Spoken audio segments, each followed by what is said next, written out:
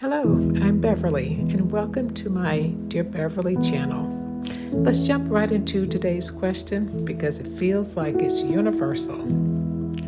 Dear Beverly, how do I know if I'm settling in my relationship or just being realistic? Signed, Confused in Charlotte. This is a heartfelt question from Confused in Charlotte. And let me tell you, so many women at every stage of our lives wrestle with this very thing. You're not alone if you've ever wondered, am I asking for too much? Or am I giving up too much of myself just to stay with someone? So today we're going to be talking through this together, and I'll share some practical ways to tell the difference between a healthy compromise and truly settling. Now let's get real for a moment. No relationship is perfect. Movies, social media, and even our friends can trick us into thinking that we're supposed to find someone who literally checks every box, meets every need, and never disappoints us. But we all know that's just not reality. But here's the thing. You deserve love that feels safe, supportive, and true to who you are. Settling happens when you consistently ignore your core needs or you silence your voice just to keep the peace. And come on, women, how many times have we all done that? Healthy compromise, on the other hand, allows both people to bend at times without breaking what matters most. So how do you know the difference? Well, let's walk through 5 questions you can ask yourself. Let's start with question number 1. How do I feel like myself in this relationship? If being with this person means dimming your light, holding back your opinions, or hiding parts of yourself, chances are you're settling. A healthy relationship should make you feel more you and not less you. So ask yourself, do I laugh the way I normally do? Do I speak my truth without fear? Do I feel free to grow? If the answer is no, it may be time to reevaluate. Question 2. Are my non-negotiables respected? Now, everybody has deal breakers, whether it's honesty, financial responsibility, kindness, or a shared vision for family, or a shared vision for a certain type of lifestyle. But compromise happens on the small stuff, like what movie to watch, whether to vacation or staycation. But your non-negotiables, well, honey, those should never be up for debate. But you can't have a long list of non-negotiables also. So do this. Make a short list of what truly matters most to you. If your partner consistently ignores those, you're not compromising, but you may be settling. Think about that. If your partner consistently ignores the things that matter the most to you, and we're talking about a short list, you're not compromising. You may be settling. Okay, let's go to question number 3. Do I feel emotionally safe? Emotional safety is a big one. Do you feel like you can express frustration without being shut down or belittled?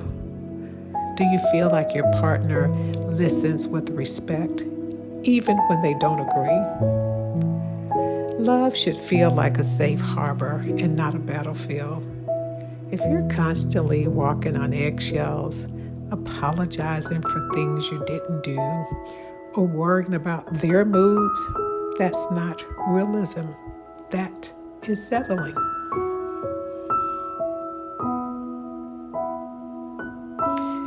Question number 4.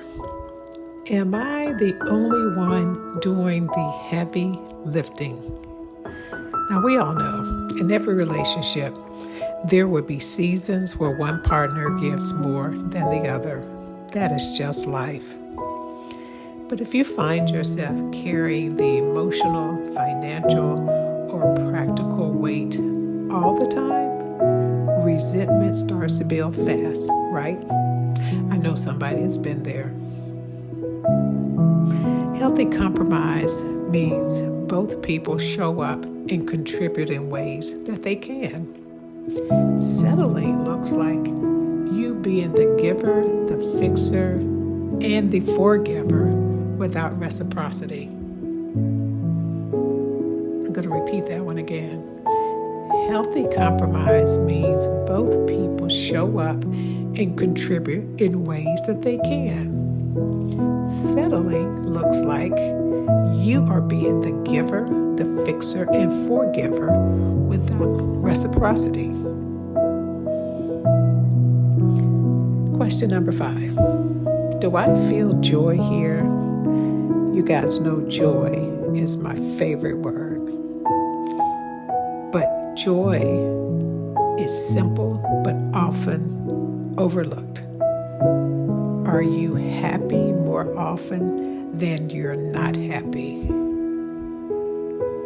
Every couple has disagreements, but love should bring more joy than stress. Pay attention to the emotional balance sheet. Yep, I said it, emotional balance sheet. We all have one. Are there more deposits of love, laughter, and peace, or more withdrawals of hurt, frustration, and tears? So if the joy is rare, you may be settling for companionship instead of a true connection. You want to be in a relationship where there are tons of deposits of love, laughter, and peace. So to Confused in Charlotte, I know these questions can be tough to sit with, but consider this. Being realistic in love doesn't mean lowering your standards. It means embracing imperfections while still holding on to what matters most to you. Settling, on the other hand, asks you to shrink yourself down until you hardly recognize who you are. And that is not love. That's self-abandonment. So to anyone out there wrestling with this same question, here's what I'll leave you with. Love should never cost you your self-worth. Compromise is normal, yes, but settling is not normal. To Confused in Charlotte and everyone else, I'm rooting for you, and I'm wishing you the best of the best. If you're new to the channel and something you heard resonated with you today, please take a moment to like, comment, share, and subscribe. We'd love for you to stay engaged. Until next time.